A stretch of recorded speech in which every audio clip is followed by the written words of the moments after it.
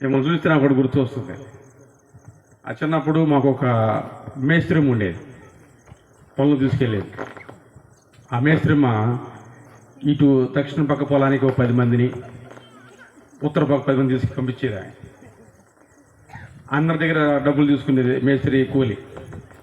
అట్లాగే ఈ పక్కన కొంతమంది, ఇటు కొంతమంది ఉన్నారు. అది సమంజసం కాదు. మనందరం ఐక్యత కలిగి ఉండాలి. దయచేసి ముందుకు రావాలని మిమ్మల్ని వినయముతో వేడుకుంటున్నాను.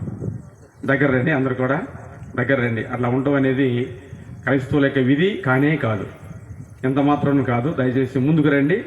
ఐక్యతగా ఉంటే ఎవరు రారండి, సాతానుడు రాడు. ఐక్యత లేకపోతే సాధన వస్తాడు. ఇంకా మీ కలర్లా ముందుకు రండి, కొద్దిగా మీరు కూడా రండి. వస్తారు, వచ్చేస్తున్నారు. ఎందుకు అలా రామ చెప్పారు మీకు అర్థం తర్వాత అర్థమవుతుంది. ఒంటరిగా ఉంటే ఎవరు వస్తారు తెలుసు? ఒంటరిగా ఉంటే మీ మీదకి తెలుసు కూడా రావట్లా. సాధారణంగా దారిస్తున్నారు, లేదా దానికి అవకాశం ఇస్తున్నారు. మీరు అటు ఇవ్వకండి. కలిసి ఉంటే కలస సుఖం. అందరూ కూడా మరి దగ్గర రావాలి. ఇంకా మీరు కూడా మీరు ఉత్తర పొలాన్ని ఉన్నారు కదా, రండి దగ్గర రండి అమ్మా, దగ్గర రండి. ఆయనకాల మీరు రాట్లా. మీకు ఒక మేస్త్రి ముందనుకుంటాను. ఆ కుర్చీ అవసరం లేదు. వాళ్ళు పాపం కాళ్ళు నొప్పులు ఉన్నారు, కొంతమందికి బలహీనలు అనుకోండి.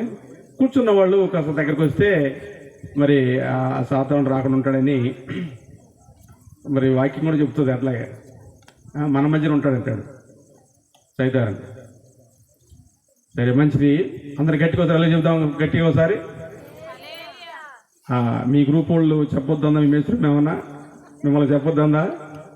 మీకు ఎవరో మేస్త్రి అర్థం కావట్లా మీ అందరికి.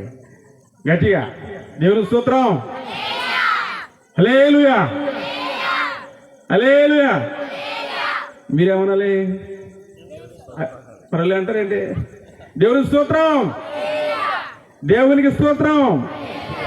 దయచేసి అందరూ కూడా మరి వచ్చేవారు ముందుకు వచ్చి కూర్చోండి. అయ్యగారు చెప్పినట్టుగా ఇండియా మ్యాప్ లాగానో శ్రీలంక మ్యాప్ లాగానో ఉంది. అది కరెక్ట్గా ఉండలేదు. మరి మీరు జాగ్రత్త, కొంచెం క్రమాన్ని తెలుసుకుంటే మంచిది. మంచి సేవలు దేవునికి వాక్యం గట్టిగా మనం చప్పట్లు కొట్టి ఒకసారి చప్పట్లు కొట్టిన గట్టిగా ప్రభువుని ఆహ్వానిద్దాం. మంచిది. ఈ సమయంలో ప్రకటన గ్రంథము 22వ అధ్యాయము వచనం 12 చూద్దాం. ప్రకటన గ్రంథము 22. ఇదిగో త్వరగా వచ్చుచున్నాను, వాని క్రియ చొప్పున ప్రతి వానికిచ్చుటకు నేను సిద్ధపరిచిన జీతము నా యొద్ద ఉన్నది. నేనే అల్ఫాయు ఒమేగయు, మొదటివాడును కడపటివాడును, ఆదియును అంతమునై ఉన్నాను. చాలు, చిన్న ప్రార్థన చేసుకుందాం. పరిశుద్ధుడా, ప్రేమ గల మా తండ్రి, ప్రభు జ్ఞాపం చేసుకున్న ఆయన ఈ గ్రామాన్ని ప్రేమించి, ప్రభు బిడ్డలను ప్రేమించి మరొక సంవత్సరం కూడా ఈ కుడుకులు ఏర్పాటు చేసి అందులో మీ వాటిలో ప్రభుని పెట్టడానికి, ఆ మాటల ద్వారా వారికి ఆదరణ కలగడానికి, ఆ మాటల ద్వారా గ్రామం రక్షించబడటానికి ప్రభు మీరు సమయం ఇచ్చారు. వీటి సమయం ఇస్తుండగా ప్రభు ప్రతి ఒక్కరు కూడా సద్వినియోగపరుచుకోవాలని ప్రేమతో అందరిని కూడా ప్రార్థిస్తూ దీవించి ఆశ్రయించమని యేసుని అడుగుతున్నాం తండ్రి. ఆమేన్. నడిపిస్తాడు నా దేవుడు, శ్రమలోనైనా నన్ను విడువడు.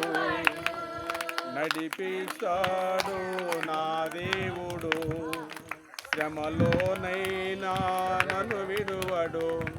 అడుగులు తడబడినా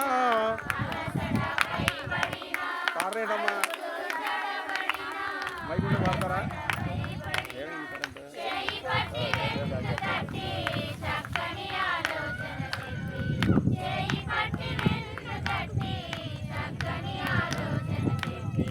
నడిపిస్తాడు నా దేవుడు, శ్రమలోనైనా నన్ను విడువడు.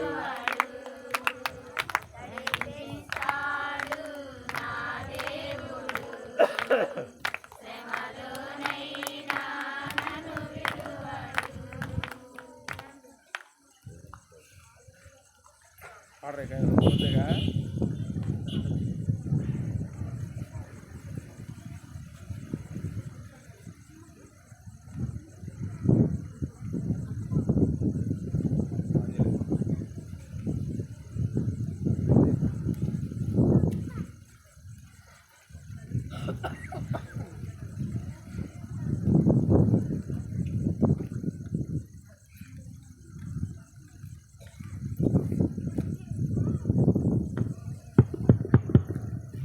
హల్లెలూయా. ప్రభునందు ప్రియమైన దేవుని బిడ్డలారా, దేవుని వాక్యాన్ని చదువుకుందాం ఒకసారి. ఇదిగో త్వరగా వచ్చుచున్నాను, వాని వాని క్రియ చొప్పున ప్రతి వానికిచ్చుటకు నేను సిద్ధపరిచిన జీతము నా యొద్ద ఉన్నది. నేనే అల్ఫాయు ఒమేగయు, మొదటి వాడను కడపటి వాడను, ఆదియు అంతమనై ఉన్నాను. చాలు. దేవుని వాక్యాన్ని చూసినప్పుడు మనము ప్రకటన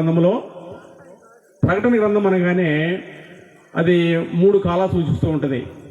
జరిగిపోయినది, జరుగుతూ ఉన్నది, జరగబోయేది. ఇక్కడ దేవుని వాక్యం ఏం చెప్తా ఉందంటే, ఇదిగో నేను త్వరగా వచ్చుచున్నాను, వాని వాని క్రియ చొప్పున ప్రతి వానికి ఇచ్చుటకు నేను సిద్ధపరిచిన జీతము నా యొద్ద ఉన్నది. మైక్ ఉన్నాయి ఒకటి, ఓకే, మైక్ ఒకటి ఇవ్వండి. దేవుని వాక్యం ఎప్పుడు కూడా స్పష్టంగా మనకి అర్థం అవ్వాలి. చూడండి, ఇంతవరకు మనము యేసు ప్రభు వారు మొట్టమొదటిగా భూమి మీదకి వచ్చి మరి ఈ భూమి మీద అనేక మాదిరిలు మనకిచ్చి వెళ్ళారు. మరలా రావటానికి ప్రభు వారు చెప్పిన మాట మనం జ్ఞాపం చేసుకుంటున్నాం. మరలా యేసు ప్రభు వారు వచ్చినప్పుడు, యేసు ప్రభు వారు వస్తానని చెప్పినప్పుడు, యేసు ప్రభు వారు వచ్చేటువంటి సందర్భాన్ని ఎవరి కోసం వస్తున్నాడు యేసయ్యా, ఎందుకోసం వచ్చాడు యేసయ్యా అనే విషయాలు కూడా మనము చూస్తూ ఉంటాం బైబిల్లో. కాబట్టి యేసు ప్రభు వారు చెప్తున్నటువంటి ఆయన మాట, నేను త్వరగా వచ్చుచున్నాను, I come quickly and my rewards is with me అని అంటాడు. అంటే నేను త్వరగా వస్తున్నాను, మీకోసమే వస్తున్నాను, వచ్చి మీకు ఏ జీతం ఇవ్వడానికి నేను తీసుకుని వస్తున్నానని చెప్పాను. కాబట్టి యేసు ప్రభు వారు ఎందుకు వస్తున్నారు, ఎవరి కోసం అంటే ఇద్దరు కోసం వస్తున్నాడు. ఇద్దరు అంటే ఇద్దరు కాదు, 2 గుంపులు, 2 గ్రూపులు. మీలాగైతే 2 గ్రూపులు కూర్చున్నారు, అంటే 2 గ్రూపులు. ఒకటి విశ్వాసులు, రెండవది అవిశ్వాసులు. అంటే విశ్వాసుల కోసం వచ్చి ఆయన ఏం చేస్తాడు, అవిశ్వాసుల కోసం వచ్చి ఆయన ఏం చేస్తాడు ఈ విషయాన్ని తెలుసుకుందాం. మొట్టమొదటిగా ఆయన విశ్వాసుల కోసం వస్తున్నాడు. మత్తయి సువార్త 29వ అధ్యాయము, మత్తయి సువార్త 25వ అధ్యాయము 25:19. మత్తయి సువార్త 25:19. బహుకాలమైన తరువాత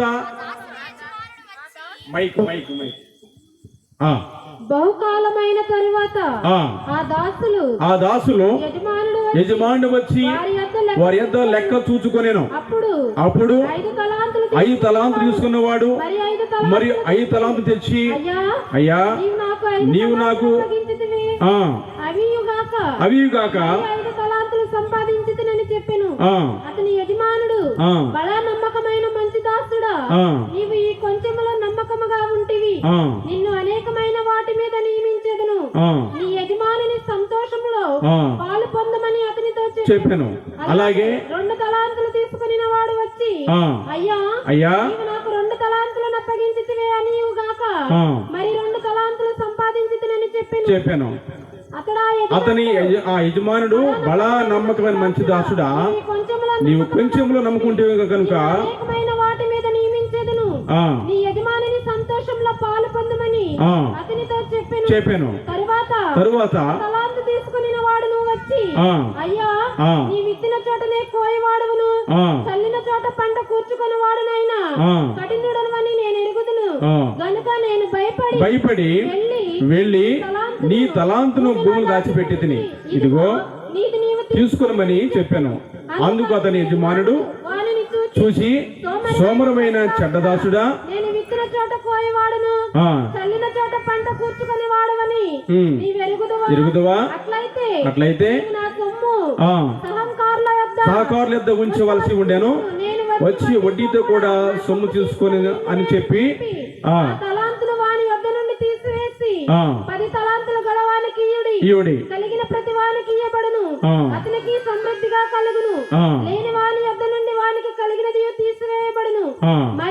మరియు పనికి మాలిన దాసుని వెలపట చీకటిలో త్రోసివేయడి, అక్కడ ఏడ్పును పండ్లు కొరుకుట ఉండును. చాలండి. ఈ స్టోరీ అంతా కూడా మనకు తెలుసు. యేసు ప్రభు వారు ఈ లోకానికి రెండవసారి, the second coming of the Jesus Christ, అంటే రెండోసారి యేసయ్య వస్తున్నప్పుడంట మొట్టమొదట విశ్వాసుల కోసం వస్తున్నాడు. ఆ విశ్వాసుల్లో మొట్టమొదట ప్రధాన మాట ఏంటంటే లెక్క చూసుకోవడానికి వస్తున్నాడు. లెక్క, ఆయనకు ఒక లెక్క కావాల్సి వచ్చింది భూమి మీద. ఏంటి ఆ లెక్క అంటే, ప్రతి మనుషునికి కూడా ఒక తలాంతు ఇచ్చాడు. ఇది మాట్లాడుతుంది విశ్వాసుల గురించి. ప్రతి ఒక్క విశ్వాసికి తలాంతు ఇచ్చాడు. తలాంతు అనగా ప్రతిభ. అంటే పాటలు పాడేటువంటి తలాంతు ఇచ్చాడు, ప్రార్థించే తలాంతు ఇచ్చాడు, అలాగే బైబిల్ రీడ్ చేసే తలాంతు ఇచ్చాడు, చదవాలి, అలాగే వినాలి, అలాగే గ్రహించాలి. ఇవన్నీ కూడా ప్రభు తలాంతు ఇచ్చాడు. ఇప్పుడు ప్రభువారు నీకు ఇచ్చినటువంటి తలాంతులు మనం ఏం చేశాం? ప్రభు వచ్చి అడుగుతాడు లెక్క.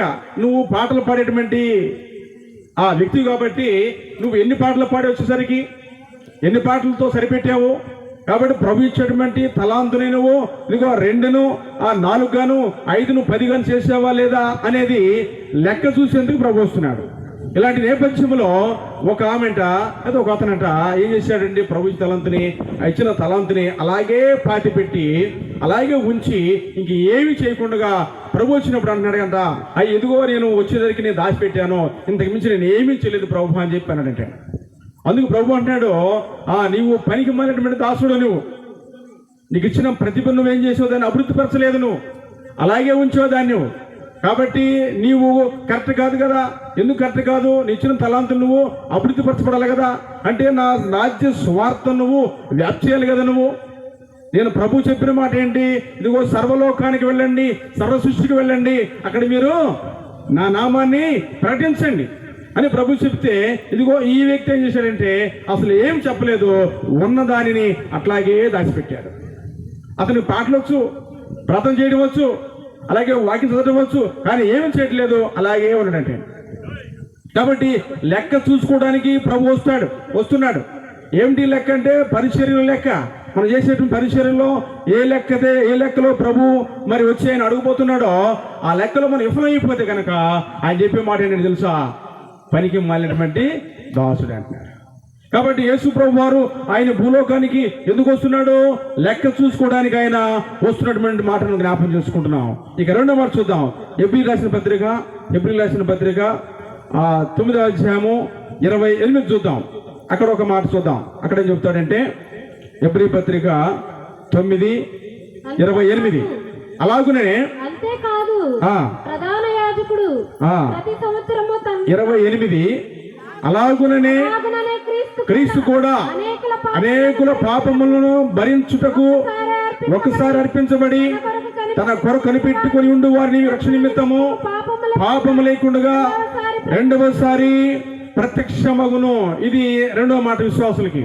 చూడండి, యేసు ప్రభువు ఎందుకు వస్తున్నారట? అలాగనే క్రీస్తు కూడా అనేక పాపములను భరించుటకు ఒకసారి వచ్చాడు ఈ భూమి మీదకి. కాబట్టి 2వదిగా చదువుతున్నాడు ఇక్కడ, తన కొరకు కనిపెట్టుకుండు వారి నిమిత్తమై 2వసారి ప్రత్యక్షమవుతున్నాడు ప్రభువారు. 2వసారి ఎందుకు వస్తున్నాడు యేసయ్య అంటే, ఎవరైతే ఆయన కొరకు కనిపెట్టుకుని ఉంటారో, ఎవరైతే ఆయన కోసమే తన జీవితాన్ని సాక్రిఫైస్ చేస్తారో, ఎవరి కుటుంబం అయితే, ఏ పర్సన్ అయితే ఆయన కోసం త్యాగం చేస్తున్నారో, తన యొక్క హృదయాన్ని త్యాగం చేస్తున్నారో, తన జీవితాన్ని సమర్పిస్తున్నారో, అట్టి వారి కోసమంట ఆయన వారికి రక్షణ కల్పించడానికి ఆయన 2వసారి ప్రత్యక్షమవుతున్నాడు. కాబట్టి ఆయన వారు ఎలా ఉంటారు? తన వారు ఎలా ఉంటారు? యేసు ప్రభువు వచ్చేంత వరకు కూడా పరిశుద్ధత, పవిత్రత, యేసు ప్రభు వారిని మరి ఆయన వెంబడిస్తూ ఆయన సన్నిధిలో సహవాసములో ఎంతమంది అయితే ఉంటూ ఉంటారో వాళ్ళందరూ కూడా అయిన వాళ్ళు. కాబట్టి ఆయన వారి కోసము రక్షణ కల్పించడానికి, ఎందుకంటే రక్షణ అనేది యేసు ప్రభు వచ్చిన తర్వాత ఆ యేసు ప్రభు వారి యొక్క ఆ యొక్క సన్నిధిలో సహవాసములో ఉండటానికి, ఆయనతో ఉండటానికి యేసు ప్రభు అట్టి వారి కోసమంట 2వసారి ఆయన ప్రత్యక్షమవుతున్నాడు. కాబట్టి యేసు ప్రభు త్వరగా వచ్చుచున్నాను నేను. కాబట్టి ఇంతవరకు మీరు ఏ విన్నారో, ఏ వినలేదో, విన్న వాటిని కన్న వాటిని మీరు ఏం చేశారో, వదిలిపెట్టలేదో. అలాగే ప్రభు కోసం ఉంటున్నారా? దేవుని కోసమే ప్రయాసపడుతున్నారా అనే విషయాల్ని ప్రభు లెక్క చూడటానికి వస్తున్నాడు. 2వ మాట చూసినప్పుడు అంటున్నాడు కదా, ఆయన తన కొరకు కనిపెట్టుకున్న వారికి రక్షణ నిమిత్తము 2వసారి ప్రత్యక్షమవుతున్నాడు. ఆయన కోసం కనిపెట్టుకున్నాలి. ఎవరైతే కనిపెట్టుకుంటున్నారో వారి నిమిత్తం ప్రభు 2వసారి రాబోతున్నాడు. కనిపెట్టుకోవడం అంటే ఎలా ఉండాలి? ఎప్పుడు కూడా ప్రభు యొక్క సహవాసములో ఉండాలి, ప్రభు యొక్క సన్నిధిలో కనిపెడుతూ ఉండాలి. కాబట్టి అప్పుడప్పుడు ఏదో మీటింగులకి లేదంటే 25వ తారీఖున డిసెంబర్లోనో 1 తారీఖు జనవరిలోనో మనము తలుపుని మెరిచి వెళ్ళిపోవడం కాదు, అలా కాదు. ఎల్లప్పుడూ కూడా ఉండాలి. అలాంటి వారి కోసమే యేసు ప్రభు వారు రెండవసారి ఆయన ప్రత్యక్షమై రాబోతున్న సంగతిని మనము జ్ఞాపం చేసుకుంటున్నాం. తర్వాత ఇంకో మాట చూద్దాం. ఇంకా ఏం చెప్పబోతున్నాడంటే ఆయన మొట్టమొదటి రాసిన కొరింథీ పత్రిక 15వ అధ్యాయము, మొదటి కొరింథీ పత్రిక 15వ అధ్యాయము 23వ వచనం చూద్దాం. ప్రతివాడును తన వరుసలోనే బ్రతికించబడును. ప్రథమ ఫలము క్రీస్తు, తర్వాత క్రీస్తు వచ్చినప్పుడు ఆయన వారు బ్రతికించబడతారు. అటు తర్వాత ఆయన సమస్త ఆధిపత్యమును, సమస్త అధికారమును, బలమును కొట్టివేసి తన తండ్రి అయిన దేవునికి రాజ్యము అప్పగించును. అప్పుడు అంతమొచ్చును. కాబట్టి చాలు సార్. మూడో మాట చూస్తున్నాం. ప్రతి వాడు కూడా తన వరుసలోనే బ్రతికించబడును. ప్రథమ ఫలం క్రీస్తు, తర్వాత క్రీస్తు వచ్చినప్పుడు ఆయన వారు బ్రతికించబడుదురు. కాబట్టి యేసు ప్రభు వారు మనుషులు, ఆయన వారు ఎవరైన వారు, మనం ఆయన వారు ఎలా అవుతాము, ఎప్పుడవుతాము అనేది మనము పరీక్షించుకోవాలి. కాబట్టి యేసు ప్రభు వారు మూడవది చెప్తున్నమాట, ఆయన వారిని బ్రతికించడానికి వస్తున్నాడు. వాళ్ళందరినీ కూడా పోగు చేసి, ఎవరైతే ఆయన వారు, యేసు ప్రభు వారు ఒకసారి అయినా మాట్లాడేటప్పుడు మాట చెప్తాడు. ఏం చెప్తాడంటే, అయ్యా మీరు ముందు గ్రామానికి వెళ్ళండి, అక్కడ గాడిదలు 2 ఉంటాయి, తల్లి పిల్ల ఉంటాయి, వాటిని ఓడదీయండి, తీసుకురండి అన్నప్పుడు, అయ్యా అలాగే అన్నారు. అయితే ఒక మాట గుర్తుంచుకోండి, అక్కడ ఒకడు అడుగుతాడు, ఏమని, ఎందుకు ఇవి అని అడుగుతాడు. అప్పుడు ప్రభు చెప్పారు, ఇది ప్రభువుకు కావలసినవి అని చెప్పండి అన్నాడు. ఎవరు కావాల్సినవి? ప్రభువుకు కావాల్సినవి చెప్పండి, వాటి కట్లు తీసుకురండి అని ప్రభు వారు చెప్పారు. కాబట్టి ఆయన వారిని కట్లు విప్పినటువంటి మనలను ఏ కబంధస్థాలతో మనం సాతాను దగ్గర ఉంటున్నామో అక్కడి నుంచి మనల్ని బయటికి లాగి ఆయన వారికి ఏర్పాటు చేసుకున్నాడు. ఇప్పుడు ఆయన వారికి రక్షించడానికి, ఆయన వారినందరూ కూడా నిత్యరాజ్యం తీసుకెళ్ళడానికి, ఆయన వారందరినీ కూడా తన యొక్క సింహాసనం పక్కన పెట్టుకోవడానికి మాత్రమే ఆయన తన వారిని పోగైపోతున్నాడు. కాబట్టి ప్రభు వారు ఎందుకు వస్తున్నాడు? విశ్వాసుల్లో ఇలాంటి వారు, ఇలాంటి ఒక తత్వాన్ని కలిగి, ఇలాంటి ఒక దేవునితో సౌహాసం కలిగిన వారి కోసము యేసయ్య వస్తున్నట్టుగా మనం చూస్తున్నాం. కాబట్టి ఇంతకాలం వరకు మనము ఎన్నో ఆటలు, ఎన్నో పాటలు పాడుతూనే ఉన్నాం. కాబట్టి ఇదిగో దేవుని యొక్క రాజ్యము వ్యాప్తి చెందుతూ ఉంది. దేవుని యొక్క రాజ్యము ఇదిగో రాబోతోంది. క్రీస్తు రాకడ రాబోతోంది. ఇప్పుడు ఎక్కడ చూసినా భయంకర సంగతులు.